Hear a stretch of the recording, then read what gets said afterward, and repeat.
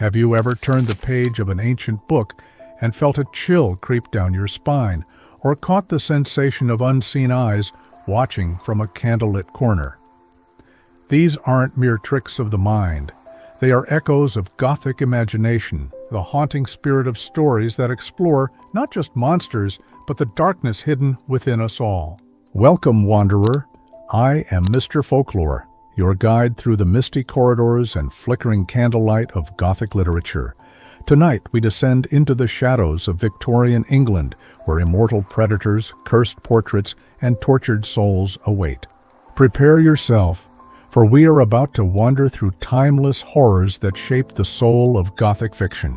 Dracula, the immortal thirst. Once there was a time when science and progress promised to erase every superstition. But even then, something ancient stirred beyond the edge of civilization. Count Dracula, a nobleman whose charm concealed a hunger older than time itself.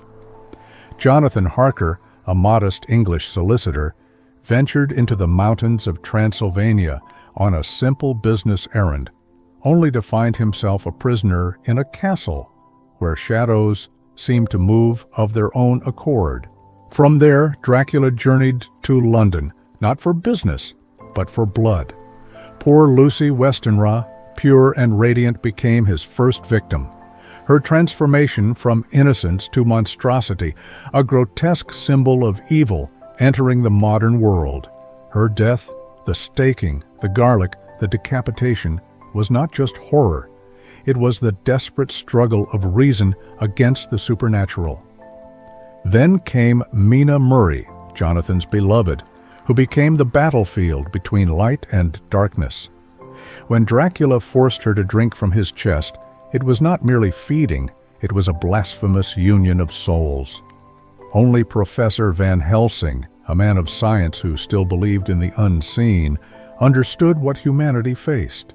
In the end, Dracula was slain, his heart pierced, his body reduced to dust, but his shadow lived on. For Dracula was more than a monster. He was a reflection of the fears that haunted Victorian minds, a forbidden desire, foreign invasion, and the loss of moral control. Even now he waits beyond the threshold, eternal and patient, waiting for one of us to invite him in. The picture of Dorian Gray, beauty's corruption.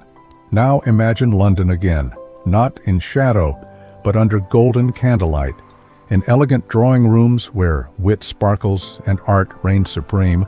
A young man stands, Dorian Gray, so beautiful that his very existence feels unnatural. When his friend, the artist Basil Hallward, paints his portrait, Dorian sees perfection frozen in time. Then comes Lord Henry, whose words drip with tempting poison. The only way to get rid of temptation is to yield to it. Seduced by this philosophy, Dorian makes a wish that his portrait should bear the burden of age and sin, while he himself remains forever young. The wish is granted, and his descent begins. Every act of cruelty, every indulgence, every whispered sin leaves no mark upon his perfect face, but twists his portrait into something monstrous. When he destroys the actress Sybil Vane, leading her to suicide, her death corrupts not him, but the painting. When Basil confronts him about his moral decay, Dorian silences him forever with a knife. Hidden in an attic beneath a purple shroud, the portrait becomes a living record of his soul, its eyes growing cold, its smile curving with cruelty. Yet Dorian, untarnished, walks through society adored and envied. At last, consumed by guilt, he turns on the painting, stabbing it in rage, only for the spell to reverse.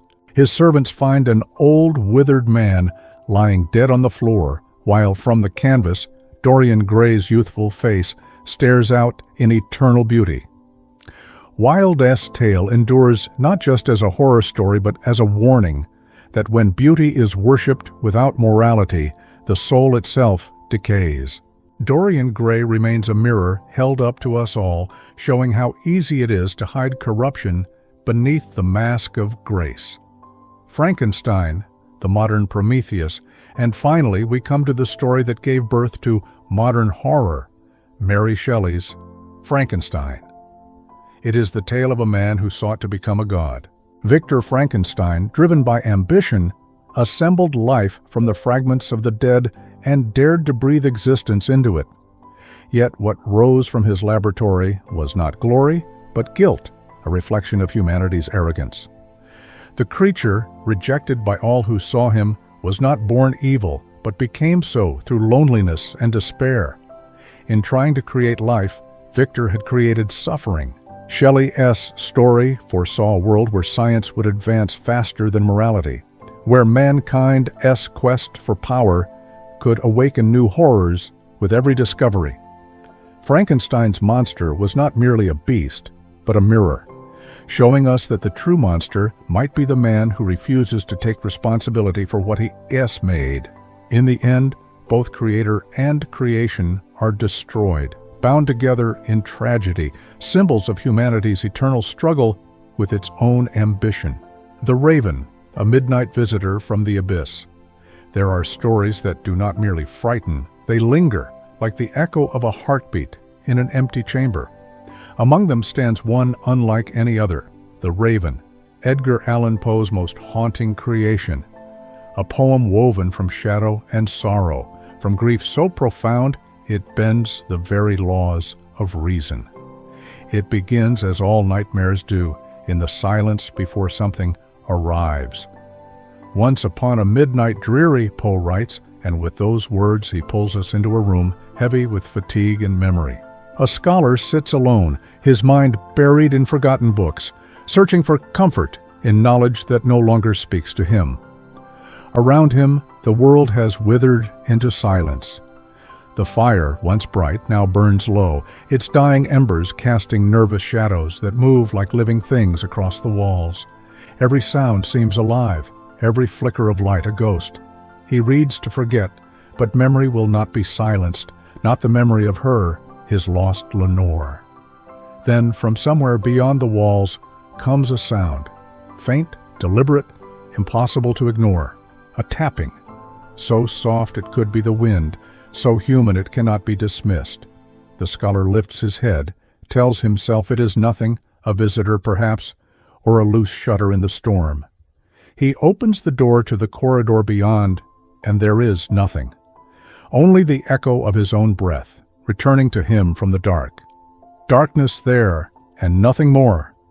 The line lands like a pulse of dread. For in that moment the reader feels the shift, the subtle movement from ordinary melancholy to something deeper, stranger, more dangerous.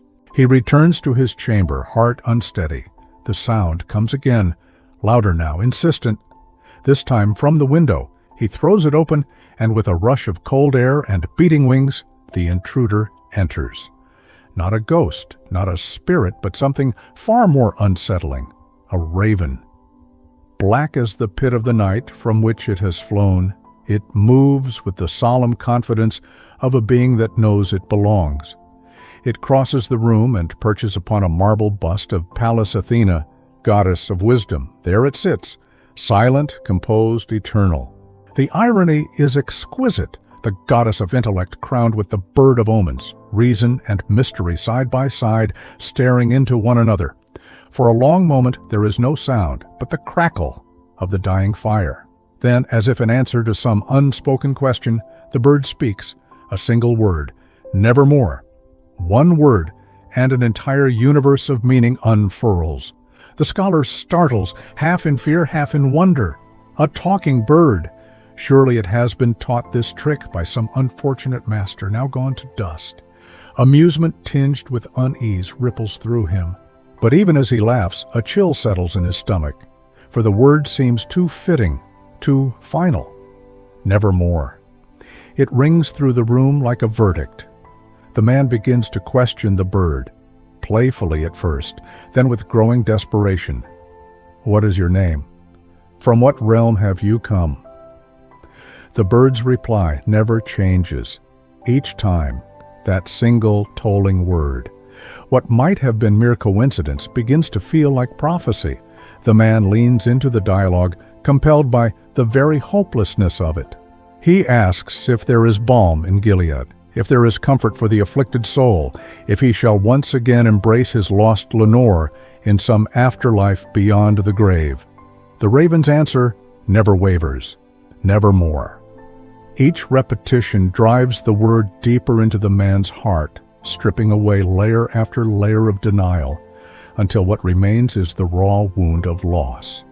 Poe knew that true horror does not lie in monsters or apparitions, but in the slow erosion of hope. The raven's voice becomes the embodiment of grief, cold, mechanical, unyielding. The scholar's questions become confessions, and the bird's replies a mirror reflecting back his despair. In the end, the creature does not speak to him at all. It is he who speaks through it. The raven becomes his grief-given form, a living symbol of the one truth he cannot bear to face, that death is absolute, and love does not survive it. Every detail in Poe's poem is an instrument in this symphony of dread. The rhythm, trochaic octameter, beats like a slow funeral march, pulling the reader into a trance. The repetition of sound, the relentless nevermore, becomes an incantation. Even the words themselves seem chosen for their texture, rich, heavy syllables that fall like earth upon a coffin. It is as if Poe had written not with pen and ink, but with dust and silence. The poem structure traps both its narrator and its reader in an unending cycle, a circle from which there is no escape. The raven's perch, too, is deliberate. The bust of Athena symbolizes wisdom, logic, civilization itself, and yet the bird, a creature of darkness, perches triumphantly above it. What does this say of reason's power against grief, against madness? Poe's answer is cruel but true. Intellect is helpless before emotions storm. The scholar's learning cannot shield him from despair. Knowledge becomes another kind of prison, the mind feeding upon itself, endlessly analyzing its own suffering. To understand the depth of this despair, one must glimpse the man who wrote it. By 1845, Edgar Allan Poe was no stranger to death. He had lost his mother, his foster mother, his brother, and was watching helplessly as his young wife, Virginia, slipped away, coughing blood upon the very sheets where they slept. He lived in poverty, haunted by illness and failure, yet from that ruin he carved a poem so precise, so musical, that it seemed to transcend pain by embodying it completely. When The Raven was published, it made him famous overnight. Crowds memorized its lines, children recited them by lamplight, and critics called it both terrifying and beautiful. But for Poe, fame was another ghost, fleeting, insubstantial, and followed swiftly by tragedy. His wife died 2 years later, and within 3 years, he himself would be found delirious on the streets of Baltimore, dead at 40. The Victorians adored the Raven because it spoke to their own obsessions. They lived in an age surrounded by death, plagues, epidemics, child mortality. Mourning was not just private sorrow, it was ritual. Black veils, mourning jewelry, portraits of the dead. They sought meaning in loss, as Poe's scholar does. But Poe offered no comfort, no divine resolution, only the endless repetition of nevermore. The word became a mirror for a century that could not stop asking what lies beyond the grave. Yet the Raven endures not because it answers that question, but because it refuses to. Is the bird a messenger from the afterlife? A demon sent to torment? A mere hallucination born of exhaustion and guilt? Poe leaves it deliberately ambiguous, knowing that uncertainty is the deepest root of fear. The Raven is not the source of madness. It is the reflection of it. The scholar's descent is entirely his own doing. In his need to make sense of loss, he gives voice to despair itself. He builds his own haunting, brick by brick, word by word, until the boundary between his thoughts and the world collapses. And so the Raven remains, silent now, its work complete. It perches upon the pallid bust, eyes gleaming with an unholy intelligence, its shadow stretching long across the floor. The man sinks beneath that shadow, his spirit crushed beneath the weight of his own grief. Poe ends the poem with one of the most chilling images in all of literature, the raven still sitting, while the scholar's soul, trapped beneath its darkness, shall be lifted nevermore. That final repetition is the closing of a door, the extinguishing of light. It seals the poem like a tomb, leaving us in the silence that follows horror, that strange, hollow stillness in which we realize the terror has already taken place inside us. The Raven is not merely a story about death. It is a study of mourning as madness, of reason undone by emotion, of the human need to find meaning in the meaningless. It reminds us that the greatest ghosts are the ones we create ourselves. Even now, nearly 2 centuries later, its rhythm beats through our culture. Its imagery has seeped into music, film, and art. The raven itself has become a symbol of sorrow, of memory, of the eternal return of loss. In every age, readers return to its lines and feel again the same slow dread, the same recognition. That grief does not fade, it only changes shape. Poe understood that the most terrifying hauntings are not those that come from without, but from within, the kind that roost quietly in the chambers of the heart, whispering their single, inescapable word. And so the fire dies, the chamber darkens, and the raven remains, eternal, unmoving, a monument to the weight of memory. It watches from its perch, patient as time, waiting for the next weary soul to ask the question that has no answer. And when they do, when we do, its voice will rise once more from the depths of the dark, nevermore. Dr. Jekyll and Mr. Hyde. London breathes like a restless creature beneath a veil of fog. You walk the cobblestone streets where the lamplight flickers like dying stars, and somewhere in that shifting mist, another pair of footsteps keeps time with yours, steady, deliberate, human, yet unseen. The night smells of soot and secrets, and it is here that Dr. Henry Jekyll works late into forbidden hours, chasing an idea that should have remained unthought. He is a man of science and reason, but the tremor in his hand betrays something darker, a hunger not for discovery, but for liberation.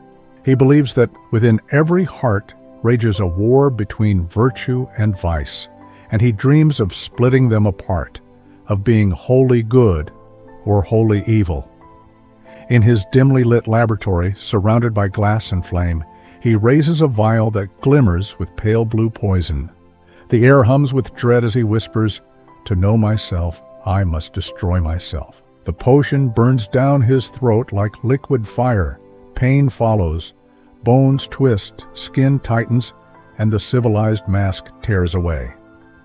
When he rises, another man stands in his place, smaller, hunched, eyes gleaming with malice. Edward Hyde, the embodiment of every forbidden thought and pleasure. When he moves through London's alleys, people shrink back without knowing why. He tramples a child in the street, laughs as the mother screams, and disappears into the fog. A name, a curse, a shadow.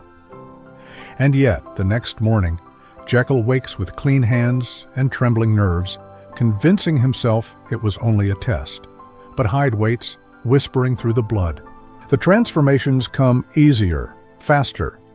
What once demanded a potion now arrives unbidden, the line between man and monster fading like smoke. Hyde grows stronger, bolder. He kills in the dark. Sir Danvers Carew's lifeless body found beneath the gaslight, and Jekyll's soul shatters with the blow. The doctor locks himself away, smashing his equipment, swearing Hyde will never return. But the curse is already within. One morning, without potion or will, Hyde's face stares back from the mirror, the intellect, the morality, the gentleness, all consumed by the creature he unleashed. When the police finally break through the final door, they find Hyde's twisted corpse sprawled on the floor. And yet, somewhere behind that monstrous grin, they recognize the eyes of Dr. Jekyll. The beast and the man have died as one, and the echo of his laughter still clings to the London fog, whispering that perhaps the experiment was never about division at all, but revelation that the monster was always waiting, patient, beneath the skin. The fall of the House of Usher. The road winds through a barren landscape where the air itself seems to mourn. Ahead lies the House of Usher, a mansion that crouches beside a black tarn like a dying beast. Its reflection trembles in the still water, cracked and warped, as though the house itself recoils from its own image.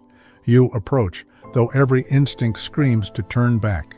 Inside, the air is thick with decay and silence, and the corridors breathe with the faint pulse of something not quite alive.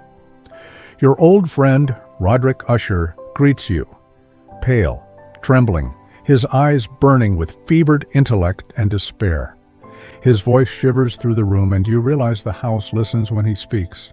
He tells you of his family's curse, of blood that sickens itself, of a spirit rotting from within.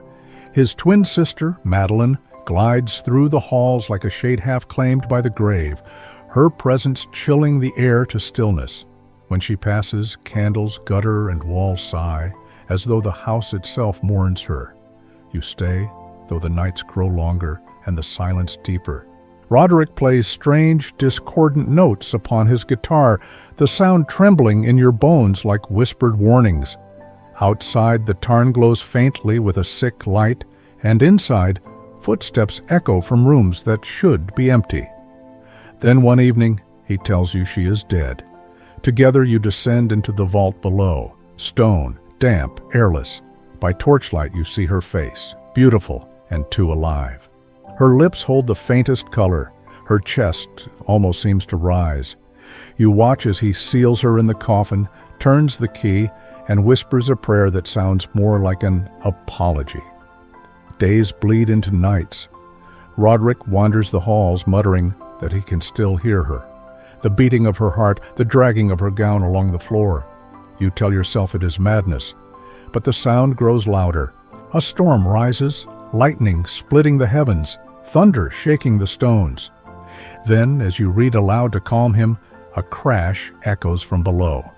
The doors burst open, and Madeline stands there, her shroud torn, her body streaked with blood, her eyes wide with the fury of the grave. She staggers forward, silent and terrible, and falls upon her brother. His scream pierces the storm as both collapse, dead together, bound in their final embrace. The house trembles, cracks spreading like veins across its surface. You flee as the walls collapse behind you, the floor splitting, portraits falling into ruin. Outside, under a sky torn by lightning, you turn back just once. The House of Usher splits cleanly down the middle, its reflection swallowing it whole as it sinks into the tarn. The waters close with a final sigh, leaving only ripples and the faint echo of thunder. You stand in the rain, staring at the void where the house once stood, and you understand. The mansion was never merely stone and timber. It was Roderick Usher's mind, collapsing beneath the weight of its own haunted lineage. Like Dr. Jekyll, he sought to deny the decay within, and like Jekyll, he learned too late that the walls we build to contain our darkness only make its fall more terrible. The Phantom of the Opera. You hear the music before you see him, a single note rising from beneath the stage, trembling like a heartbeat in the dark. Above, chandeliers blaze, gowns shimmer, and the audience breathes in unison as the opera begins. But far below the velvet and gold, beneath marble floors and mirrored halls, there lies another world. Tunnels carved from stone, endless corridors where water drips and whispers echo. And in the black waters of the underground lake, a shadow moves. They call him the Phantom of the Opera. You may think it legend, but listen closely. Every story has truth hidden between its notes. Strange things happen here.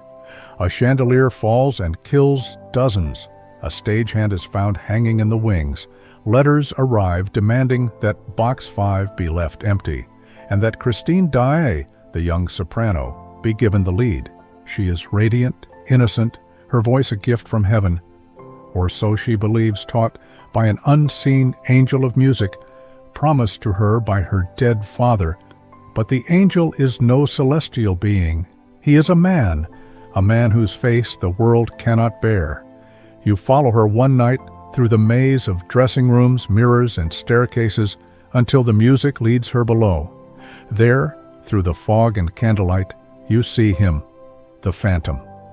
His mask gleams pale against the dark, his eyes burning with fevered genius. He leads her to his underground home, half palace, half tomb.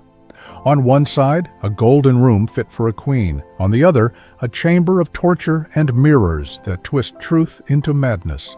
And there, upon a chair, a waxen figure dressed as a bride, Christine's likeness, forever waiting. Curiosity destroys her peace. One night she reaches out and tears away his mask. What lies beneath is not a face, but a death's head, eyes like deep wells, lips shriveled to ash. She screams, and something inside him breaks. His music curdles into fury. Love becomes possession. From that moment, the opera belongs to him. The notes, the fear, the silence. He demands her hand in marriage or promises to bring ruin upon them all. When Christine disappears during a performance, the theater erupts into chaos. Her suitor, Raoul, and a mysterious Persian descend into the depths to find her. The tunnels stretch forever, the air thick with rot and the scent of despair. Somewhere ahead, an organ wails like a human voice. They find her at last, imprisoned beside the lake, as the phantom watches with eyes that burn not with evil, but with agony. He offers her a choice: marry him and save them all, or refuse and watch the opera burn. What would you choose, standing before a man damned by love and hatred alike? Christine chooses mercy. She steps toward him, trembling, and kisses his ruined forehead. No scream, no recoil, only pity. And for the first time, he weeps. The monster vanishes, and the man beneath emerges, fragile and broken. He releases her, freeing Raoul and the Persian. When they return above, the phantom is gone. Some say he died alone by his lake, his heart giving out like a final dying note. Others say he still walks the tunnels, unseen, listening for her voice among the echoes. And if you ever hear music rising from the depths of an empty theater, soft, sorrowful, eternal, remember, not every ghost haunts out of vengeance. Some haunt out of love. The haunted mill. Vengeance beyond the grave. The village of Weirbridge sleeps uneasily under its shroud of fog, but one building never rests. At the edge of the marsh stands the old flour mill, its great wheel motionless, its windows staring like blind eyes across the dark pond. The villagers cross themselves when they pass it. They whisper that Jacob Pinkerton still lingers there. The miller who drowned 15 years ago under suspicious circumstances. Some say they've seen his pale face at the window when the moon is full, dripping with water, eyes glowing like marsh fire. You tell yourself it's only stories, until the night you inherit the mill. Your name is John Lester, a man of reason, a modern thinker unbothered by superstition. Ghosts, you tell the villagers, exist only in frightened minds. But when you push open the warped wooden doors, the air that greets you is colder than any wind outside. Cobwebs hang like funeral veils. The wheel creaks once, softly, as if waking from a dream. You light your lamp and settle in Jacob's old office, determined to spend the night. The brandy burns your throat, the clock ticks too loudly, and the darkness seems to lean closer with every hour. Midnight, the sound begins, the grinding of unseen gears, the splash of turning water. You rise, heart pounding, as the mill wheel groans to life, though the stream runs still. The stones above your head begin to spin, and from the shadows by the window, something stirs. A man steps forward, his clothes soaked, his skin as pale as moonlit wax. Water drips from his hair, pooling at his feet. His face is swollen, his mouth half open as if to cry, and yet the sound that escapes is only wind. Jacob Pinkerton has come home. The ghost points, not at you, but at the portrait hanging behind the desk, a handsome man with cunning eyes. William Hilliard, Jacob's nephew, once his partner. The ghost's finger trembles, and a vision flares to life before you. A struggle by the pond, a blow to the head, a body sinking into the black water. Murder disguised as misfortune. The truth burns itself into your mind as Jacob's spirit drifts to a corner of the room and presses upon the wall. The boards split, revealing a hidden compartment. A blood-stained handkerchief, a letter of fear, written by a man who knew death was coming. The ghost stares at you with pleading eyes, and though your body shakes, you nod. Justice will be done. When morning comes, you flee the mill and carry the evidence to the authorities. Hilliard is found in London under a false name, his wealth squandered, his conscience unraveling. Confronted with the truth, he confesses and takes his own life before the law can claim him. And when the news reaches Weirbridge, the mill changes. Its doors no longer creak, its shadows no longer whisper. You return one final time, standing by the calm water where it all began. The great wheel turns once more, slow, gentle, as if stirred by a passing wind. But you know it is not the wind. That night the villagers hear no more wails, no more ghostly lights. The haunted mill stands quiet at last, redeemed by truth. Yet when the fog drifts low across the marsh and the moonlight catches the surface of the pond, some swear they still see ripples spreading outward, as if a man just beneath the water has turned over once in his sleep, content to rest. Carmilla, the vampire's kiss. Have you ever felt the strange familiarity of a stranger's face? A sense that you've met before, long before this lifetime, in dreams or darker places? The tale begins in the mist-veiled forests of Styria, where the moon hangs like a dying ember over a lonely castle. Inside, a young woman named Laura lives with her father, surrounded by silence and echoing halls that remember better days. You can almost hear the hollow sound of her footsteps against the ancient stone, the whisper of wind through forgotten corridors. One night, when the air grows heavy with the scent of lilacs and decay, Laura dreams, or believes she dreams, of a woman kneeling beside her bed, pale, beautiful, her eyes gleaming like 2 drops of bloodlit wine. You feel her presence, close, uninvited, intimate. Then, as if the earth itself swallowed her, she vanishes. The girl wakes trembling, yet the memory lingers like a fevered kiss pressed upon her throat. Years pass. The castle remains quiet, isolated, as if the world beyond has forgotten it exists. Then one fateful evening, the stillness shatters. A carriage accident outside the gates, a desperate countess pleading for sanctuary, and her daughter, Carmilla. She enters like a wraith of silk and shadow, her beauty so unnerving it feels unnatural. And when her eyes meet Laura's, you feel that old shiver of recognition. As though 2 lost souls, parted by centuries, have found one another again. From that moment, the castle is never the same. The nights stretch longer, dreams become darker.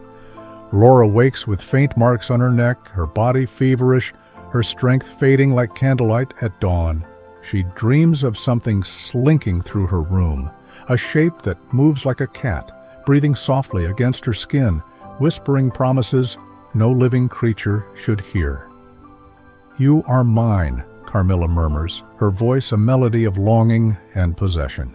"You shall be mine, and I yours forever." You begin to wonder what kind of love burns cold, what kind of affection drains life instead of giving it. Around them, whispers rise from nearby villages, young women falling ill, wasting away after nights of strange dreams. Pale girls buried with wounds like kisses. Yet in Laura's eyes, Carmilla is no monster. She is fascination. She is forbidden warmth in a world of stone and frost. But truth has a way of clawing through the dark. A visiting general arrives, his heart heavy with vengeance. His own niece died the same way Laura is dying now, her beauty withered, her soul stolen. He tells of an ancient bloodline, the Karnsteins, and a name whispered like a curse, Mercala, Countess Karnstein. Rearrange the letters, and you find it, Carmilla. The tomb lies hidden among ruined chapels and weeping statues. You can almost see the torchlight flickering upon the ancient stones, hear the rasp of shovels against earth. When her coffin is opened, Carmilla lies there, untouched by time, her lips red with stolen life. The men perform the ritual of destruction, stake, decapitation, fire, and though her body burns, you sense that her shadow remains, coiling through the smoke like perfume. Laura lives, but the nights never leave her. Even years later, she still wakes at times to the sound of soft footsteps by her chamber door. The whisper of silk, the lingering trace of a name breathed through darkness. Carmilla. And you? Have you ever felt that sudden chill when the night grows too still? That faint pressure on your neck, as if something unseen leans close, not to harm, but to claim? Perhaps somewhere in the endless dark between dreams, she still waits. Beautiful, patient, thirsting, the turn of the screw. Imagine sitting by a fire on a winter night, the flames crackling low, shadows shifting on the walls. Someone begins a story, one that, once heard, will never quite leave you. It begins not with screams or blood, but with silence, the kind that creeps beneath your skin. You find yourself at Bly, a vast and lonely estate wrapped in fog and memory. A young governess arrives to care for two orphaned children, Miles and Flora, angelic, perfect, perhaps too perfect. Their guardian, a man of charm and distance, has one rule: never disturb him with matters from the house. And so she doesn't. She cannot. At first, everything seems idyllic. The laughter of children, the gentle sway of summer light through old glass. Yet you feel it, don't you? The unease beneath perfection, the sense that the house is watching. Then one day, as the governess walks the grounds, she sees him, high atop a tower, staring down at her. A man with eyes that know too much. When she describes him, the housekeeper's face drains of color. Peter Quint, dead for years. Soon another presence appears, a woman by the lake, silent and sorrowful. Miss Jessel, the previous governess, also dead. The current governess becomes convinced that the children see them too, though they deny it with innocent smiles. You begin to wonder, are these spirits real, or has something inside her begun to fracture? Night after night, the tension coils tighter. The boy, Miles, expelled from school for reasons no one will name. The girl Flora whispering to the empty air. The governess, her nerves raw, her reality slipping. Every sound in the hall seems like a footstep, every flicker of candlelight, a watchful gaze. Can you trust what you see when fear itself begins to wear a human face? It all unravels beside a lake, under a gray sky heavy with silence. The governess confronts Flora, insisting that Miss Jessel's ghost stands just beyond the reeds. But Flora screams that she sees nothing, and in her terror, something breaks. The child falls ill, taken away, leaving only Miles and the governess behind in the haunted house. Then comes the final night. Miles and the governess sit together in a suffocating stillness. A shadow moves at the window. Peter Quint's face, pale and hungry. The governess grips the boy, desperate to protect him. "Do you see him?" she cries. "Do you see?" Miles whispers the name, "Peter Quint," and collapses in her arms. When she looks down, his body is still. The story ends there, leaving you in unbearable silence. Was it the ghost that killed him, or her own madness? Was there ever a ghost at all? That is the genius of the turn of the screw. It turns perception itself against you.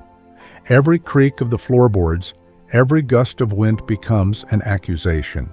You begin to question what is real, not just in the story, but in your own mind. Have you ever felt that doubt? That trembling uncertainty when you can't trust your own reflection in the dark? Bly still stands somewhere, shrouded in mist and memory. And if you ever walk its halls, you might catch the faint echo of a child's laughter or the whisper of a woman's voice asking softly, "Do you see them too?" The Yellow Wallpaper. Published 3 years before Maupassant's death from syphilis-induced madness, the Horla has often been interpreted as a semi-autobiographical descent into the author's own unraveling mind. In his later years, Maupassant suffered hallucinations and paranoia, and the narrator's ordeal mirrors symptoms of psychosis. Yet, to reduce the story merely to pathology is to overlook its brilliance as a work of supernatural ambiguity. Like the finest Gothic fiction, it balances delicately between psychological and paranormal interpretations. The haunting may be no more than a delusion, or it may be precisely what the narrator fears, an unseen being, a herald of humanity's displacement by something more advanced. Written during an age of scientific upheaval, when Darwin-West's theories challenged humankind-West's centrality and invisible forces like electricity and radiation were being mastered, the Horla captures anxieties about evolution and extinction. Humanity, Maupassant suggests, might only be a passing phase, blind to its successors as animals are to ours. Its horror lies not in spectacle, but in accumulation, minute, uncanny disturbances, water levels dropping, flowers wilting, breath on the cheek when no one is there. True terror, Maupassant knew, dwells in the subtle wrongness of the everyday. The narrator's deepest fear is not death, but possession, the erosion of selfhood, the invasion of his will. "He has taken my place in my house," he writes, "and I cannot get rid of him." It is the terror of replacement, of being erased or remade into something unrecognizable. In this way, the Horla anticipates modern horror's obsession with identity and invasion, from invasion of the body snatchers to tales of demonic possession. It reminds us that the most enduring Gothic fear is not of death, but of transformation, of losing the essence of what makes us human. Sleep well tonight, dear listener.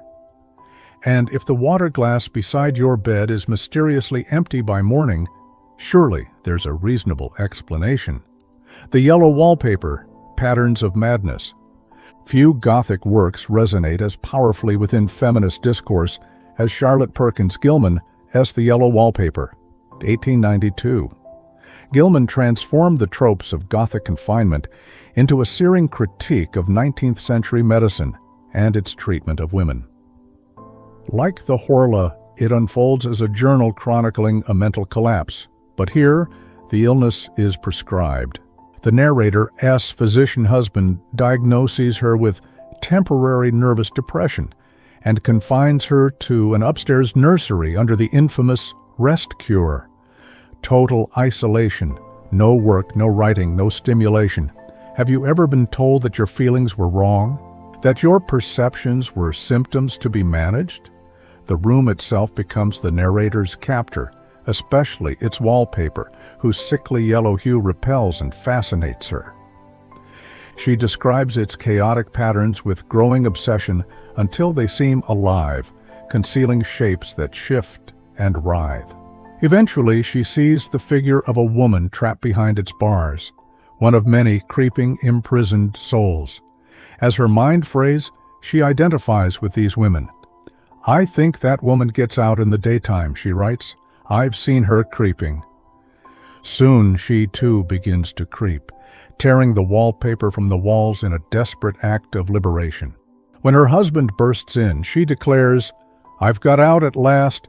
You can't put me back." Gilman's story, though not overtly supernatural, uses Gothic imagery to dramatize psychological imprisonment. The haunted house, the journal format, and the uncanny object, all familiar Gothic devices, become metaphors for patriarchal control. The wallpaper is not haunted, it is the haunting, the suffocating pattern of social expectations binding women's minds. The narrator's apparent madness is, paradoxically, her awakening. Gilman, who herself endured the rest cure under Dr. S. Weir Mitchell, wrote the story to expose the cruelty of such treatment. Her rebellion turned fiction into protest and fiction into change. The yellow wallpaper thus redefines the Gothic, not as the terror of the supernatural, but as the horror of confinement, silencing, and erasure. It asks us, what patterns confine our own thinking? What walls have we mistaken for safety? And what might it mean, truly, to get out? If you've felt that chill crawl down your spine, if the shadows in these tales whispered something that stayed with you, don't let them fade. Subscribe and step deeper into the darkness with me. Thanks for watching.